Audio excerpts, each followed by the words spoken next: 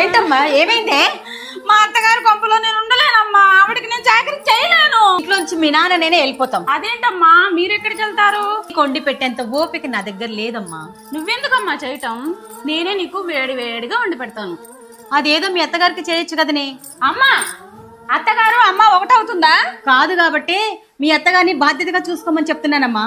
ఎందుకు? మీ భర్తని కని పెంచి పెద్ద చేసి ప్రయోజకులు చేసిందని తెలిసిన తర్వాత నిన్నిచ్చి పెళ్లి చేశానే, అందుకు. నన్ను అర్థం చేసుకోవట్లేదమ్మా. అర్థం చేసుకోవడం అంటే నువ్వు ఏడ్చుకుంటూ వస్తే ఇలా కూర్చోబెట్టి మీ అత్తమామలు వచ్చి కాళ్ళు మొక్కేదాకా ఎళ్ళొద్దు ఇక్కడే ఉండని చెప్పడం అమ్మా అర్థం చేసుకోవడం అంటే. పుట్టిల్లంటే ఆడపిల్లకి కష్టం వస్తే అండగా నిలబడేది కానీ ఆడపిల్ల సంసారానికి అడ్డుగా నిలిచేది కాదే. అది అర్థం చేసుకో, నీకే మంచిది. అంటే నన్ను దెప్పి పొడుస్తున్నావా? లేదమ్మా, నీ సంసారాన్ని చిందరవందర చేసుకోవద్దని చెప్తున్నాను. ఈ తల్లి మాటలు ఎంతమందికి నిజమనిపించాయి? ఈ కథ కేవలం